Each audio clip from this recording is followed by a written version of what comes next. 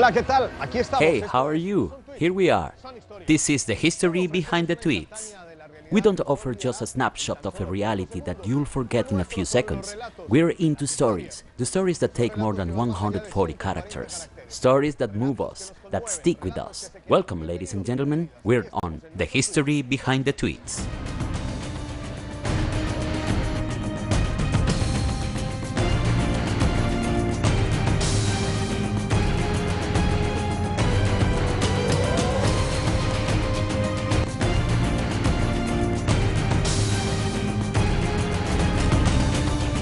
No son tweets, son historias.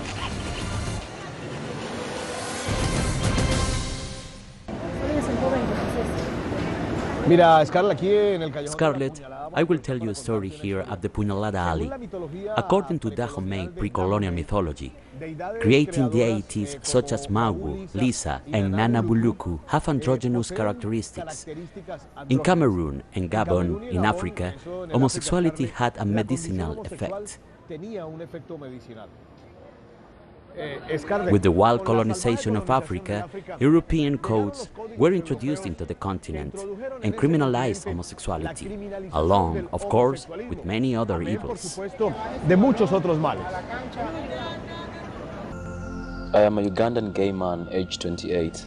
I ran away from my own country, Uganda, after being under life-threatening conditions.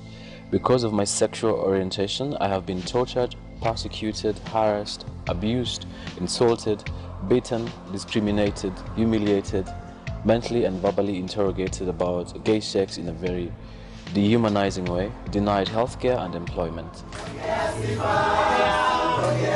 Muchos lugares del mundo prohíben. Many places in the world forbid homosexuality, and in some cases they even punish with jail time same-sex intercourse. In Africa, according to the International Association of Gays and Lesbians, 38 countries forbid homosexuality. In some countries like Sudan, Mauritania, Yemen or Somalia, being gay could cost you your life. Yasin Senyonga just fled Uganda because he is afraid. In February, Ugandan President Yoweri Museveni signed a harsh anti-gay law that has increased social and institutional hatred against this collective. He now takes refuge in Nairobi, Kenya. When did you realize that you were gay? I realized I was gay about 9 years ago. There are some incidences that did happen between me and a distant cousin. What about your environment, your friends? So once they realize that you're gay, you are disconnected, you are separated, you are fingered out, you are discriminated. So all this happens even within your friends because the law enforces it. So even them, it has changed their thinking. When do you start thinking of going out of Uganda and why? Eric, who is my boyfriend, he was finger-pointed by somebody. They took him, after beating him, they took him to the Kira police station. They took with the evidences they found in my house. He told me they were also looking for me and they knew where I was working anyway. So I had to walk away. So I kept on the phone asking and calling different people. I called my mom, yap, telling me the same thing, telling me now you. What did she say? She told me, I'm no longer part of the family because of who I am. She told me that I'm an outcast, I'm the one who's brought sickness, whatever, who brings sicknesses to the family. So I had to cut the phone off. In Uganda, what do you think is more dangerous, the government or the people? I think right now, it's more of the people. Because as I've said, my problem is my family and people who know me. That's the problem. If they point out that, hey, he's gay, then the government gets hold of you, or even before the government gets hold of you, you'll be beaten, maybe up to until death, because nothing will be done to them. What do you expect from the future? It's just hope, man. I just wish that I can have my life back. Yasin vive ahora de forma provisional. Yasin is now living in a temporary manner. His life starts from zero. New friends, new places, new routines. He knows Kenya is another temporary place, a temporary residence to take refuge until some country outside of Africa grants him asylum, where he could be free. It's Sunday and we go with him to an alternative mass where a group of Ugandan gay refugees meet every week. In places like Uganda, it is the church that puts pressure on the government and on the rest of the society for the persecution of gay people.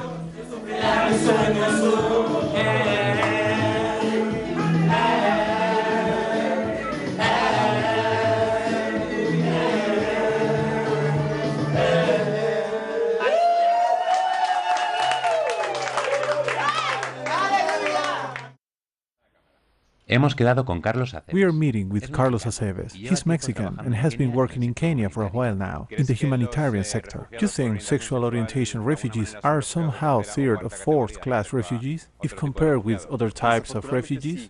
Ya de por sí los refugiados no tienen unas buenas relaciones públicas acá.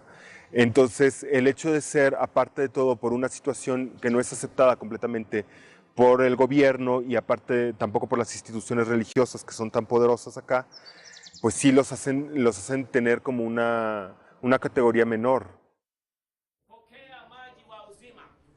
La mayoría de los asistentes Most attending come from Uganda and have been in Kenya for just a few months. A charismatic priest presides this mass every Sunday. His name is Anthony Musala, a gay priest in the most wanted list of Uganda. He was expelled from the church and even threatened on newspapers' covers. He now helps homosexuals that flee their countries to settle outside Uganda so that they can move on with their lives.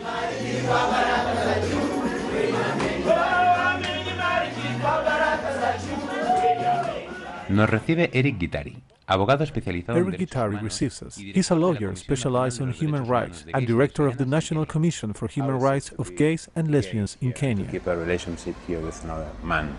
It's very, very difficult. There's a lot of intrusion by family and neighbors and friends who have a lot of curiosities, but it's also liberating to know that even in the context of repression and hardship, you can find love, and love can conquer all challenges. Are you gays and lesbians going against African culture? Because so many people are saying that. The people who are saying this, for example, people like Mr. Mugabe in Zimbabwe and Yahya in Gambia, if they have any little understanding of what African cultures were before they used these Victorian values to concentrate power and become kings in their own countries, they wouldn't be saying that. Essentially, African culture was not sexually unimaginative, as they would want to insult us and say. You cannot accuse someone who grew up in the village, had no access to TV, perhaps did not even go to a classroom anywhere or read a newspaper. You cannot say that they were taught how to love another man. Because it's true that if you're a gay, you are on risk to go to prison. Yeah. It's happening. The government says that between 2010 and 2014, they have arrested and prosecuted 595 homosexual cases. The biggest risk is not actually attacks from the state or arrests. The biggest risk is violations, attacks, violence, disrespect, harassment from non-state actors, because they are justified by an existing law that says that these people are criminals. They're justified by a political class which decides to use parliament time to discuss what people are doing, adults are doing, in the privacy of their bedrooms. In the name of Jesus, in the name of Jesus, amen. This particular mass is for them a way to live their religion, but it's especially a space where they can manage to breathe some oxygen, where they can be themselves, where they share their joys and sorrows, where they shelter their personal stories, their dramatic past, while dreaming of a future of hope and freedom. For Africans under the condition of refugees, only one thing is worse, being a refugee because of their sexual preference. To the social and institutional violence, at the risk of death, something even more dramatic is added: loneliness and the scorn of their family. Desde Nairobi, Kenia, John Cuesta para Telesur. We still have two good stories. Don't go away. This is the history behind the tweets.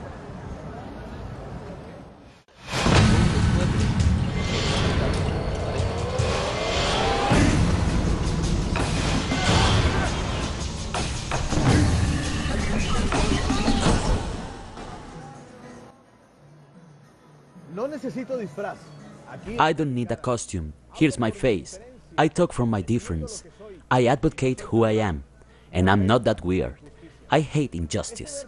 This verse is part of the manifest of Chilean poet and writer Pedro Lemebel. This is the history behind the tweets, and this story is precisely about that. Homophobia is a form of violence that has been intensified during the last few years in Brazil. Figures from the Brazilian federal government indicate that in 2012, 3,084 claims were confirmed involving discriminatory and offensive acts against the LGBT population, and the most serious one, 75% of the complaints involved physical violence. In Sao Paulo, 41 murders were reported in the same year. Who would decide to be a homosexual if you're going to be persecuted by your family, society, the church, everyone? Is if you are carrying some sort of disease. Who would want that? Nobody. The situation seems to have developed new profiles in some of the less prestigious places of this big cosmopolitan city. In the 80s, there were lots of prejudices. Today, Heliópolis has a different mentality about that. Being homosexual is now being more accepted by this community. That doesn't mean we are free from prejudice. There is prejudice. I believe that for us in the poor neighborhoods, that's vital. We now have significant acceptance. Heliópolis is a big poor neighborhood in the south of Sao Paulo. 125 people live there, earning average salaries below $300 per month. This community, called Favela Heliópolis, is the largest in the city. In Heliópolis, prejudice is hidden. This dark-eyed brunette called Gero Barbosa is one of the best-known citizens in the neighborhood. She arrived in Sao Paulo when she was a teenager, with a head full of hopes and dreams. Here she accepted herself as homosexual and had little money in her pocket. A tough life from the beginning. I come from a city called Mato Verde in Minas Gerais. I came here when I was a teenager, running from famine and drought. I used to work the fields. My hands are still full of calluses. When I got here, there were usurpers saying they own the land. They used to say, no homosexual is going to live in my land, no homosexual is going to live here. They would write this letter on a piece of paper and they put it on the doors of the bars with the names of the person that were going to die. My name was always at the top.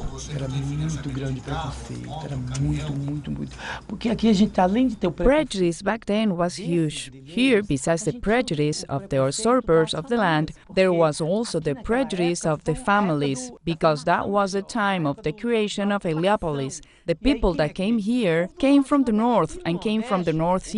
In the northeast, my son was born to be a man, and my daughter was born to be a woman. There, the lesbians married the men. And gay men married the women. I knew it was like that. I've always been good in the kitchen, so I made a very tasty soup of beans. And I called those I knew were homosexuals to have a drink and talk about life. To talk about rights that were not in the Constitution, but that I knew human beings were entitled to. The right to better themselves, to say whatever they wanted. So I talked about those rights I knew we should have. Gero did a wonderful job of humanizing, of getting people involved, of introspection. She works with the family. That helps us strengthen the group even more. Our everyday actions, on our work, on the pedagogical interventions we do here with the community. All that is very beneficial to us. And in the end, we have a higher self-esteem. Homosexuality here is respected. When we walk around Heliópolis, everyone respects us. There are no prejudices. People give you a hug as if you were part of the family. I walk around with Gero, and when we go into any of the houses, People always hug her. Everyone yells her name. It's very interesting. People love her here. There was a lot of prejudice in the past. Not anymore. Jero is a great person. Everyone loves her. She's a very good person. 22331844. You're connected. Ask for your music and your hit. I want to send a kiss to all of you people tuning in. I'm not only good to talk, I'm a dancer too, and I'm available. When I came to the radio in 1997, after 4 months, I made a show. And my show became all the rage in Heliopolis.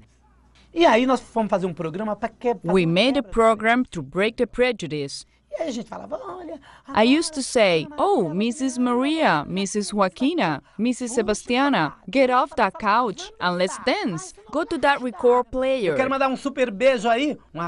like to send a super kiss and a very special hug to the people of Telesur. It's a TV station from Venezuela that is here making a program.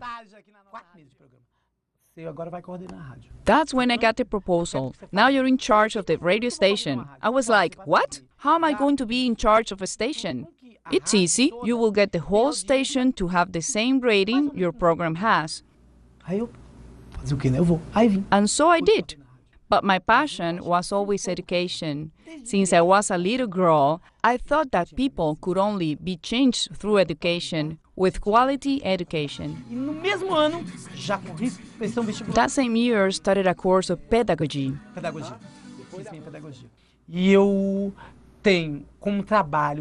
Right now, my main job is coordinating a center for kids in Villa Isaura. I'm with the community the whole time. If I see a problem with the drains or with fresh water, I say, let's go to talk to the mayor. Now the mayor created this participatory council. I ran and the whole village voted for me. Now I help in the planning of improvements for the local population. I'm happy. I'm so happy I did that.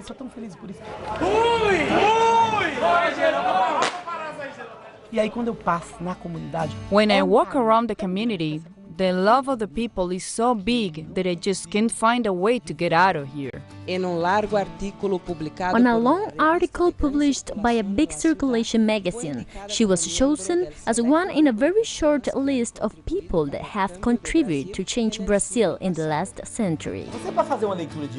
To be able to read the world, you have to educate yourself. I'm talking about political education, about understanding that we have to fight for our rights, that we have to fight for those rights to make it out of the paper. Sao Paulo is a city that defines itself as a friend of diversity and cutting age. The largest gay parade in the world takes place here. I was part of the discussion to create a gay parade. So I can say there are 1.5 million people, 1,800,000 people. If you go there and ask, very few people know what the purpose of the parade is. They just go for the party, to drink, dance and everything, but not to fight for the rights. So I decided I'm not going to go to the parade anymore.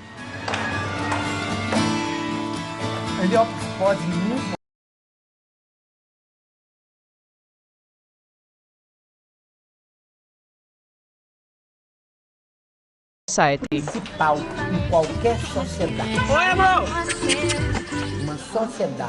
A society without education is not a worthy society.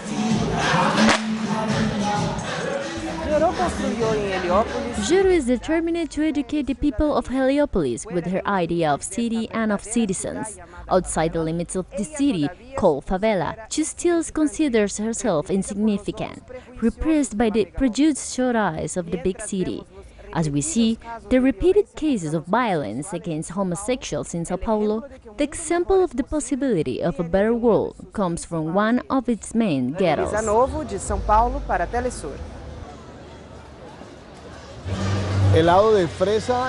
Strawberry, vanilla ice cream, and chocolate. Great. We already know you like those stories that take more than 140 characters. We also know you're watching us. If you think you have the perfect story that could fit in our space, drop us a line. Not on tweets, sonhistorias@telesurtv.net. We'll continue sharing this ice cream with Eugene and Lisney. Quick break and we'll be back.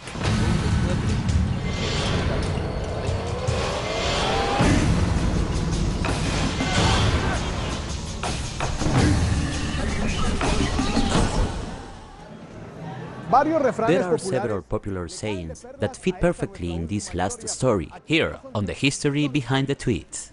No one knows who they work for. Not everything that glitters is gold. Looks can be deceiving. The coal doesn't make the monk. Give a dog a bad name and hang it. But without a doubt, the best feat would be this: feed off the fallen.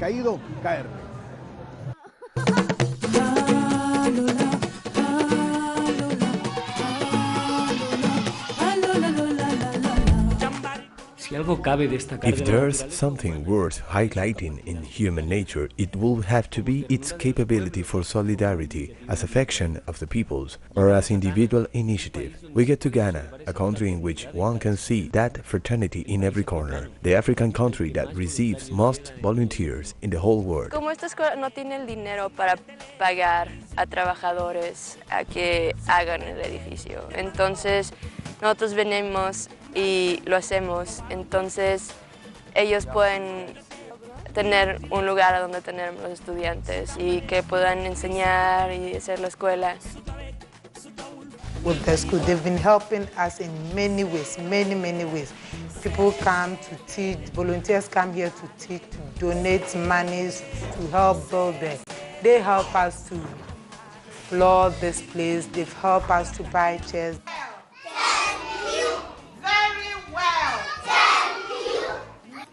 For decades, teams of NGOs have been coming to fill the void many times left by the state. We need volunteers because some of the placements are lacking human resource. Like some of the schools don't have enough teachers to take care of their students. And then some of the community don't have enough classrooms. And then you see some of the school kids studying under tree. But cooperation has different phases. For years, it's been a way to meddle in local politics. Major international agencies from countries like the US or Canada use this alleged humanitarian help to expand their interests as powers around the world and also to support their own international companies. But in this geopolitical game, what's the role of the volunteers that come to these countries? What are the main reasons to travel to places like Ghana? Hace frío en Canadá y quería ir a un lugar caliente y quería ayudar. Venir a un lugar que es completamente diferente y ver otras culturas y diferentes personas y conocer personas de todo el mundo. El clima, the weather, the experiences, people from all over the world. Charity tourism is promoted by big companies like Project Abroad. Project Abroad offers 24/7 service, and then we ensure that volunteers are safe. So because of that, some of them it's their first time traveling outside, and then they needed security. So looking at the organization structure, we give them the necessary security that they need. So due to that, they apply to come to us. In a year, we have about 800 to 1,000 volunteers in Ghana, and I believe strongly that these volunteers come here because they know we have worthwhile projects here for them to do. Although the road be steep and rock, if Kelly is here is enough, then we want Shelly to be our friend every day. Each of these volunteers pays to spend a month here, but Projects Abroad will only give about $100 to the families that receive these volunteers or to the project they will be working in. When I got here, life was easier. There wasn't as many people around. There was a lot of green. With tens of workers under their command, not a single person is in charge of the humanitarian projects they carry out. Projects Abroad is no NGO. It's a company with a yearly budget of 20 million euros. Its owner split benefits in excess of 700,000 euros a year. With them, one can go do volunteer work around the world. But no one knows for sure how the projects in which the volunteers work are doing, or if they really serve the communities they go to. So most attention go to the volunteers. With some months, you realize that there are things to restructure at like where they are working, but you've not been able to do it.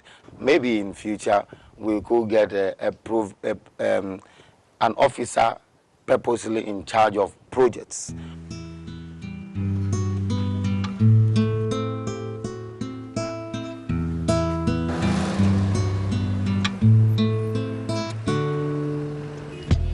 Cooperation agencies, NGOs, international foundations.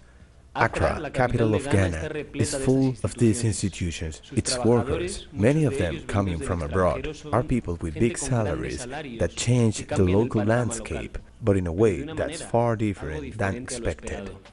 Driving in big cars, good accommodations and all that. We have places where expats and all these people working in the embassies, people working in NGOs can afford to go because the prices are higher. Average wages in this country are still the same, but housing prices never stop rising, and the consequence is that not even the people of Ghana can live in the center of their own cities. High wages and high quality of life for professionals whose job is to overcome misery. Too many contradictions for the locals to accept their work with no complaints. It's just we feel that whatever money is coming in, the NGOs themselves are using up that money for themselves. That's what we feel. That people, they enjoy the life very well instead of helping the kids, because all the NGOs, I know if people need help, they will help through the NGO, so the help will come to them before the kids. So I think most of the biggest part of the money goes through those people instead of the kids. So that's what I can say about that. From the interests of the big agencies to charity tourism, and in the middle, the high quality of life of hundreds of expatriates, the solidarity millions of people try to express in the world is many times limited by personal or political profit, a game in which the losers are always the same. Solidarity turned into business, as big institutions sometimes offer more problems than solutions. The case of Ghana raises questions of many NGOs that have proved their worth under situation of emergency, but not so much when we talk about development. Rodrigo Hernández, desde Accra, para Telesur.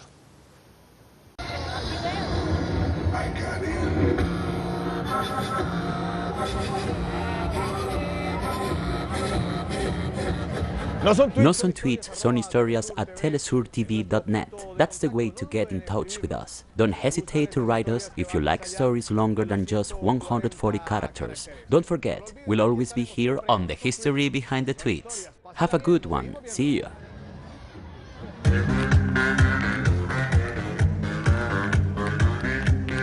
No son tweets, son historias.